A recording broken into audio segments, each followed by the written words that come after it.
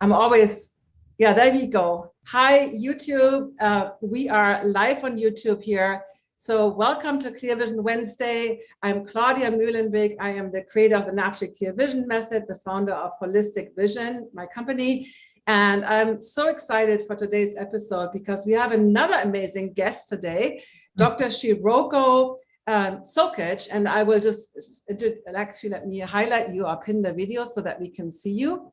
And basically, your background is you're a former ER doctor, right? So you really know the Western medicine model really well, but then you also studied Chinese acupuncture and Eastern medicine. And you created the book, Healing When It Seems Impossible, which is our topic today. And you also have an actual physical brick and mortar health practice in Santa Rosa, California. So welcome to the show. Thank you for having me. I'm happy to be here. Yeah. So yeah, share a little. I'm curious, like, with somebody who came from the traditional background, I'm always curious, why did you change, or like, what's your story that got you to this point where you're now practicing this holistic approach? Well, I actually started studying acupuncture fairly early in my career. And it was because when I was a kid, when I was 5 years old, I lived in Germany. We have that in common. All right. Yeah. And my great grandmother was my best friend. My mom was a single mom, and we lived with my grandmother and my great grandmother. And one day she collapsed in front of me, and I couldn't wake her up. And so an ambulance came and took her away. And a few days later, my mom came and told me that she had died and that her heart had stopped beating. And I didn't understand that entirely, but something in me was, first devastated because she told me I would never see her again. And then something in me had hope and was like, okay, what can I do? How can I bring her back to life? So my first thought was, how can I make a miracle happen? And basically, that's when I decided I wanted to be a doctor. And many years later, the first time I got to save a life was in an operating room in surgery. And so I went into surgical residency after medical school. And over the course of my surgical residency, I was disillusioned. There were many things that happened in the course of the first year and a half that I was there. But at one point I decided, okay, surgery doesn't work for me. And then I had this dream. Literally, it was a dream where it was like, if you stay in surgery, you will die. And I was like, oh, wow. So I'm a person who listens to those kind of signals. And so I decided to figure out something else to do, but I didn't really find any medical specialty that appealed to me. And then somebody gave me this book called The Web That Has No Weaver. And it was about Chinese medicine. And I was still doing my second year of residency, but I read this book and I fell in love with the whole idea, the energy and how your body moves energy, and the idea of how things work in this synchronous way. And it was the most beautiful way of explaining how the body works. And so I really just wanted to do Chinese medicine.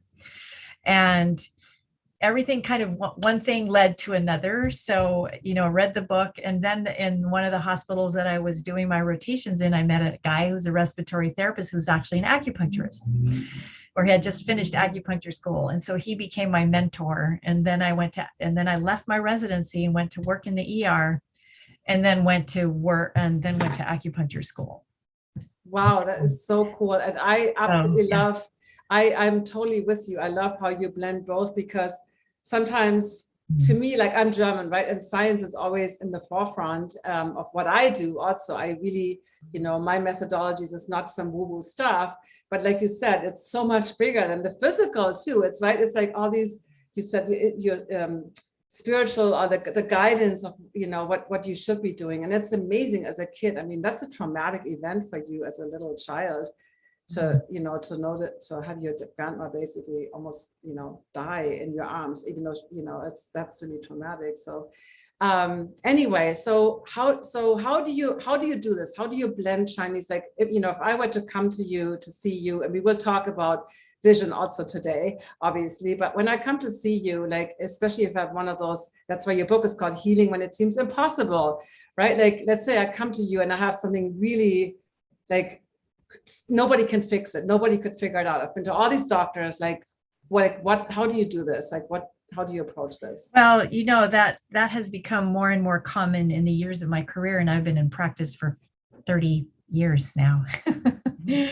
So, and initially when I started studying Chinese medicine, what I loved about it was that when I would see a patient in the emergency room, there would be, I do all the testing and find that there was nothing that the testing revealed, but the person was sick enough to be in the emergency room. So something was wrong, right? But then as I learned Chinese medicine, I began to realize that there were symptoms or signs that what organ was out of balance. And so I could guide them, or I could figure out what was wrong with them based on my understanding of Chinese medicine, even though Western medicine didn't show anything. Now, since then, many years later, we have so many more sophisticated ways of testing things, and we have functional medicine, which we didn't have then. And functional medicine is kind of the Western version of Chinese medicine in my mind. So I use a blend of both Chinese and Western medicine when somebody comes in to see me, and I ask a lot of questions and I examine them, both Chinese and Western, and find where they're out of balance. And then I using Chinese medicine, and then I use Western medicine if I need tested, like let's say their digestion's out of balance on my exam, then I'll do stool test. Or if their kidneys are out of balance, then I'll look at their hormones, their adrenal hormones.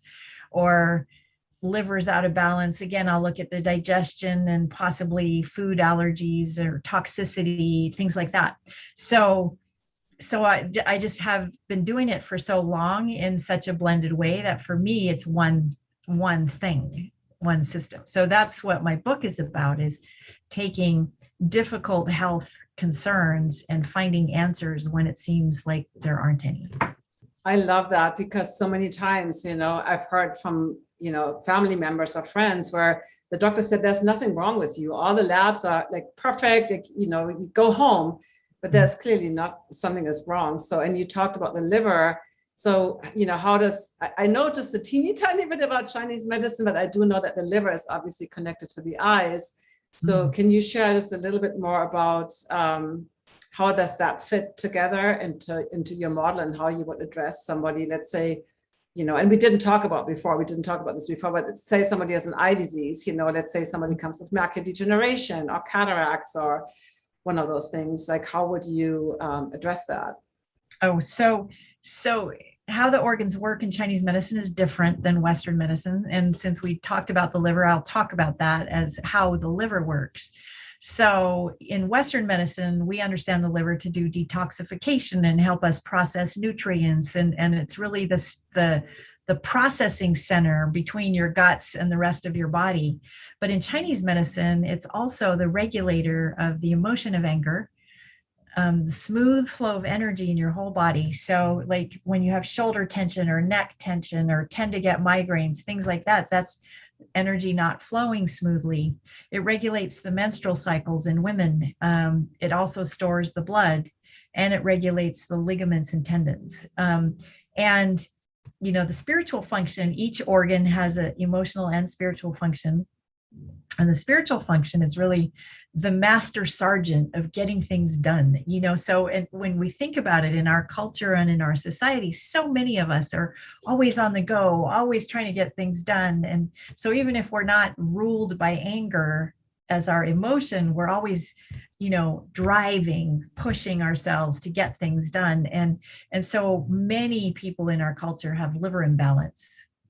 Women who have problems with their periods, or problems with PMS or migraines or high blood pressure, all kinds of physical issues that people could have are connected to liver imbalance.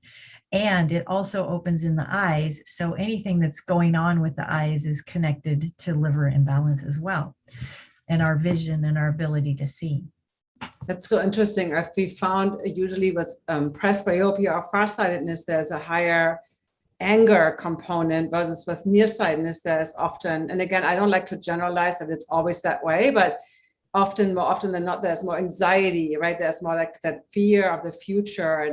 And so with farsightedness, there might be more attachment to the past and anger and resentment and those kind of things. So have you noticed that? I know you're not a vision, you're not a vision doctor, so to speak, but have you noticed different vision conditions related to different organs, or is that not something that you've come across or that you haven't noticed? Probably haven't noticed. Okay. I do actually, I do acupuncture for people who have macular degeneration and they have had improvement in their vision or prevention of getting worse. With presbyopia or things like that, I haven't used acupuncture to work on that, although I have a lazy eye, and so I've worked on other people who have that kind of imbalance, and acupuncture is amazing for that, to help correct that imbalance. There's acupuncture points that you do right here that help the eye function better. That sounds super interesting. And we have someone attending here today on the Zoom. He did a session 2 weeks ago. That would be a great one for you. The chopstick fusion one would be a really good one for you to practice too for your amblyopia. So now I'm super curious. So what are these 7 keys to defy the odds, or to help when healing when it seems impossible? Share with us the 7 keys. Okay.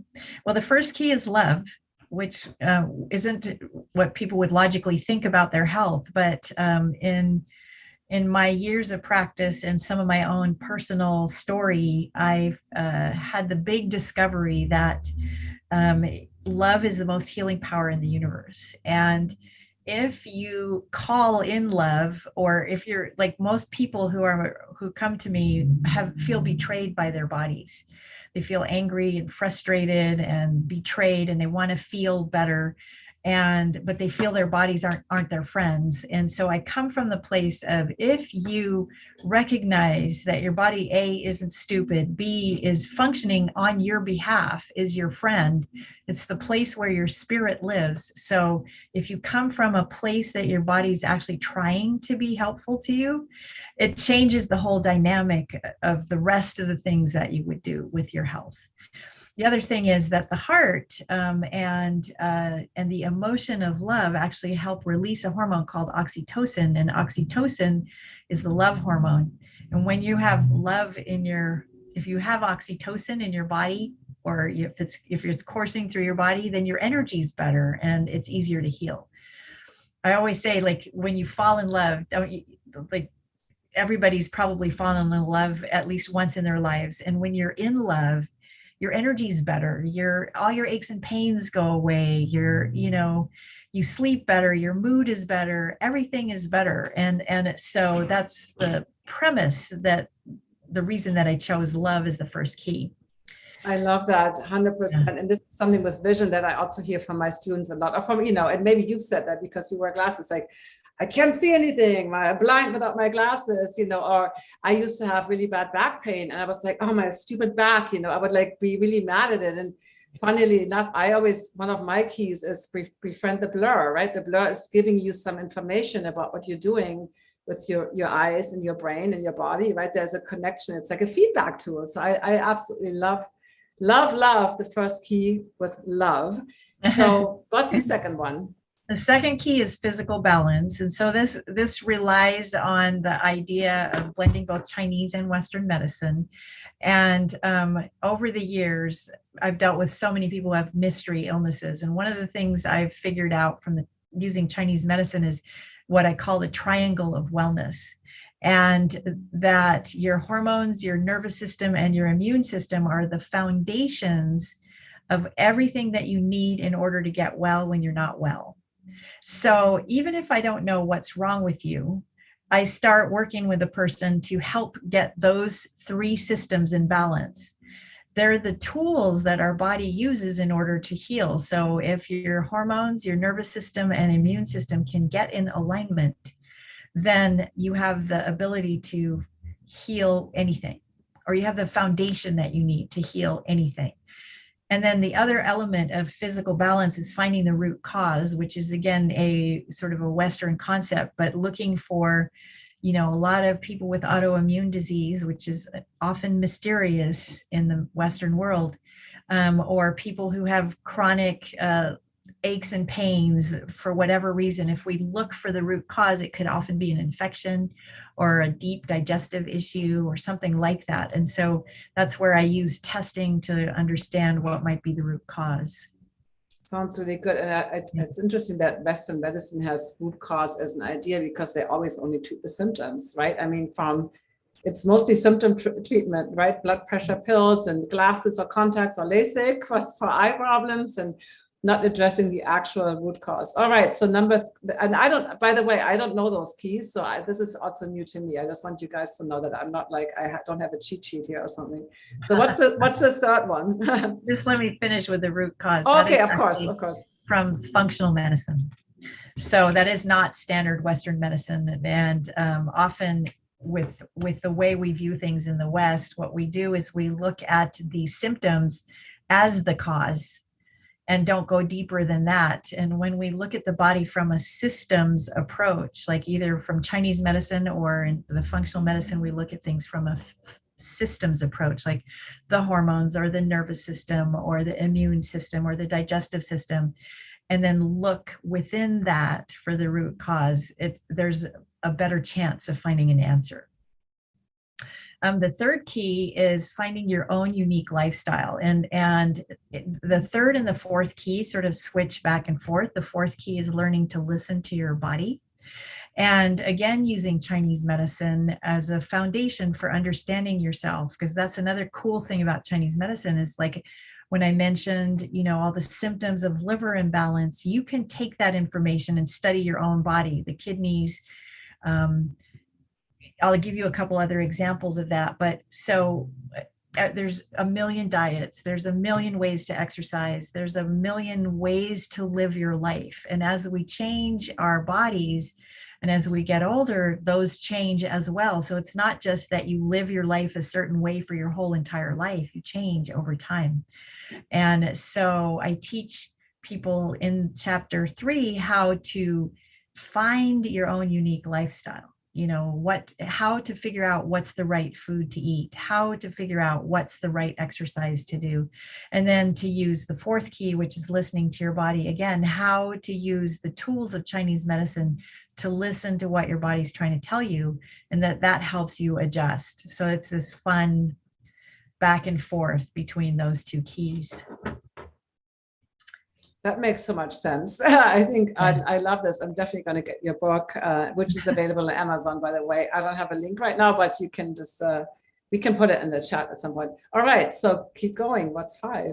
Number 5 is emotions, and recognizing that emotions play a role in our health. And any time a person has a difficult health issue that doesn't get well with whatever else you're doing, there's an emotional component. And again, this is why I love Chinese medicine so much, is that every organ has emotional and spiritual functions that are key to understanding what's going on. And so, for example, I've told you about the liver, which rules the emotion of anger. The kidneys rule the emotion of fear. They also rule your low back, your knees, your bones, your overall sense of having energy, your physical brain, your hearing, and the power of will. So the spiritual function of the kidneys is that I will do something, or I will get something done, right? Or I will achieve what I want to achieve in my life. And so if you think about low back pain or knee pain, or all of those kinds of things, and then connect it with the emotion of fear, if let's say you have intractable low back pain, it might be connected to some kind of fear. A lot of times we talk about the low back being connected to the second chakra, which has to do with power, sex, and money. So what if you had low back pain and you were afraid of losing your money, or afraid about money, or something like that? So you can begin to kind of put that together. And every chapter in the book has exercises and tools for you to use to explore this for yourself and to understand it. And then if you sign up to get the book, you can also sign up to get a free workbook that takes out all the exercises so you can just follow through on your own if you'd like. Yeah, you can definitely give me the link for the free chapter. I have the link for the workbook I put in the description in YouTube. So they have the workbook. So what was I know it was emotions, but what did you call the fifth key? Just so I can type it neatly in the chat. Was it emotional balance or Finding emotional balance. Finding emotional balance. All right. Yeah. And so what's the next one? The next one is trusting the process, or sorry, is never give up. Sorry. So one of the things when a lot of people who come to me, they say I'm their last resort.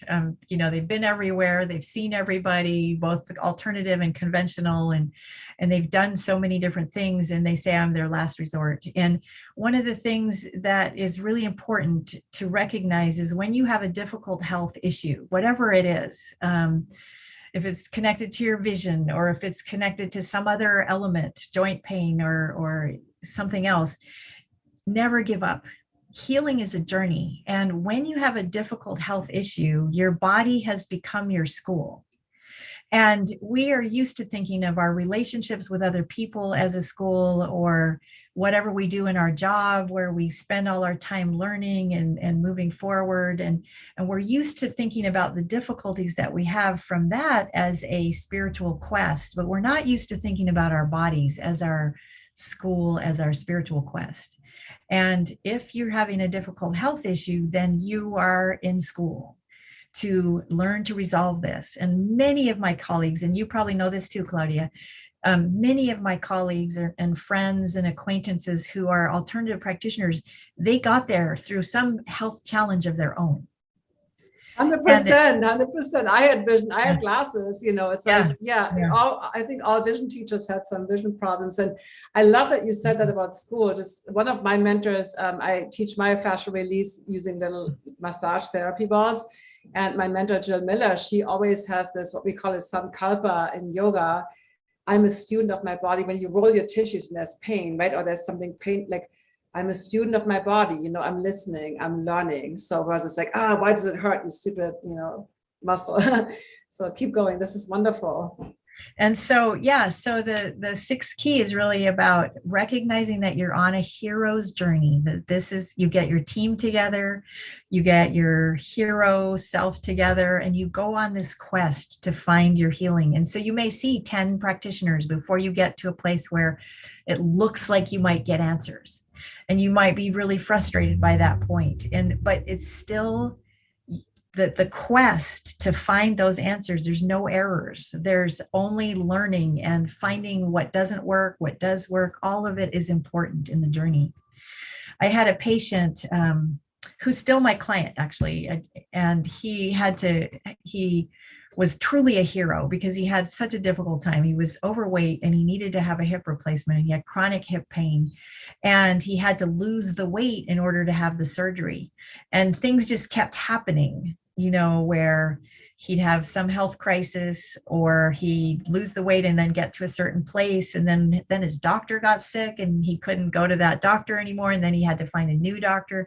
It took him like 3 years between the time he came to see me for acupuncture and the time he finally got the surgery. But he never gave up. He never gave up on that journey, and keep on trying to find the right health. And even after he had the surgery, he had some complications that he had to go through. And all of it was something that created a learning and a healing for him that was beyond what the pain and suffering that he went through itself, So, and so many people that I deal with, they have some kind of difficult health issue that just doesn't get better, finding answers, looking in different places, and that is the journey for them. Yeah, I think that's so important, is never giving up, because we live in such a quick fix culture anyway, right? And I see that with vision improvement too, where people are like, how long does it take to get rid of my glasses? I'm like, well, how long have you worn them? Oh, 60 years. And, like, okay, well, it might take a little bit more than a few weeks, and some, obviously sometimes people can quickly, really amazingly quickly get rid of glasses, even though they had them for decades. And other times, like you said, it might take years, and maybe they never get out of glasses while they improve. But this point of never giving up, I think that's so, so important, but it's just throwing in the towel. I always say that, the biggest challenge, right, and you notice that too, the biggest difference between the successful people and the ones that fail is the people that the first time that a challenge comes up, it's like, oh, it's too difficult now. I don't want to do that. That's whatever. It's not worth it. It's not working. So yeah, I love your keys. And so what's the last one? The last one is trusting the process. And it's yeah. acknowledging the spiritual component of all of our paths. And it's kind of connected to the never giving up, but it's also about surrender. And so sometimes there's this interesting blend, right, between surrender and really trying and really pushing yourself to get to a new place, but at the same time accepting where you are in the moment. And both are vitally important. And trusting that process of, especially when it's been really difficult or when it's been really emotionally painful to get, to go through whatever it is you've gone through, to surrender to where you are at the same time that you push yourself to continue the journey with the never giving up, and how those two can live in parallel. And, I finished this book right around the time when we had these major fires here in Santa Rosa, where my office is, and my whole community burned. 6,000 homes were burnt to the ground. People had to escape their homes in the middle of the night. And there was so much trauma in this whole area, and even now, it's 4 years later. And even now, people still have PTSD. If they smell smoke in the air, there's this, like, some people still haven't rebuilt their homes because the construction materials were short of supply. And so this chapter, the trusting the process, to trust that life is doing something that's okay for you in a time of such intense trauma, was like doubly important, if that makes sense. So at the end of the book, I talk about that whole journey that my whole community went through as a part of the trusting the process and the spiritual journey that this community is going through in healing from that. That's so amazing. I mean, that must have been so hard. I remember those, those fires, and I actually had friends that lost everything, like you said. It's interesting because I talk about the exact same thing with vision. And I usually, because I'm also a yoga teacher, so I use references from yoga, where we call that idea of trusting the process it's called aparigraha, as a Sanskrit word, and it means non-attachment. So it's the duality of setting a goal. I have all my students set a goal, right? You want to achieve this, but also that non-attachment. So it's not like I do this vision practice for like 5 minutes and then I should see X results. Like it's, like just trusting that you're doing this and exploring and being curious and, so it's exactly that duality where, yes, we have a goal and we kind of action driven, but at the same time, relaxing into that non-attachment of not needing to have the result today or tomorrow. Maybe it happens the next day. Just know that it will happen. Like if you continue to take action, if you do nothing, obviously, right? But not expecting when you do X, Y will happen. That's kind of that kind of logical thinking that a lot of people want that. Well, if I eat whatever, weight loss is always a good example, but if I eat 1,000 calories less, whatever, then I should lose so and so many pounds. And that's what all the diet books are based on. And it's not really, that's not how it works in real life. I mean, anyway, so I'm just curious how, from your perspective, like what can you talked about acupuncture, sorry, but what can we do to help our vision? Like, is there anything else that you would do with somebody who has vision problems, like macular degeneration, or even just, eye strain or tired eyes or dry eyes or any of those conditions? Well, I know you're more of an expert than me about this. And I've already learned so much from you when I interviewed you and the things that you told me when I did that. So first of all, I want to just tell you that I've started doing exercises to help my eye that I've designed for myself with a sort of a spiritual component involved, because the idea of the emotion of anger causing me not to want to see in a certain way, right? And so when, especially with things where your vision is directly affected, where you can't see well, then think what I would say is think about the liver. And first of all, like dry eyes and eyes that are teary a lot, that could be related to toxins or detoxification pathways. And so to think about the liver in that light, on a physical level, and thinking about toxins, because there's that component, there's the physical component, and then there's the emotional component of thinking about anger and thinking about, well, what do you see and what do you not want to be seeing? What do you not want to be looking at? And I know for me, my childhood was difficult.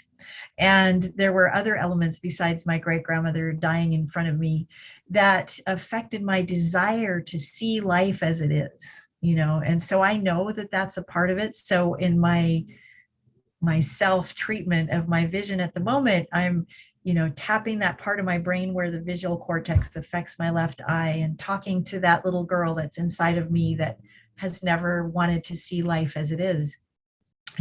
I've created this whole program for myself around healing the emotions and healing the anger and facing those elements in a new way. Partly thanks to you, partly thanks to wanting to heal myself. So, well, thank you so much. I'm looking at YouTube. I don't see any questions on YouTube, and I also know that you cannot post questions on YouTube unless you have an account. But let me just look if we have some questions here on Zoom, and then otherwise we would end the YouTube. And just to remind people, so they can download, I put something in the description on YouTube, but you can download the workbook, or is it like a chapter from your book? What exactly can people download from? Both, actually. I have a chapter from my book on my webpage, and my website is heart2heartmedicalcenter.com. Okay, I will put that in, Heart to Heart. And that it's a pop-up. So the hero's journey is a pop-up chapter sample. And then if you buy the book, you can actually get a link to the free workbook. But I think I also gave you the link to the free workbook. Yes. You could just click on that link and get the free workbook. And there's not a lot of explanation in the workbook. It's just, you know, all the exercises that come from the book so that you can work with yourself to create your own healing.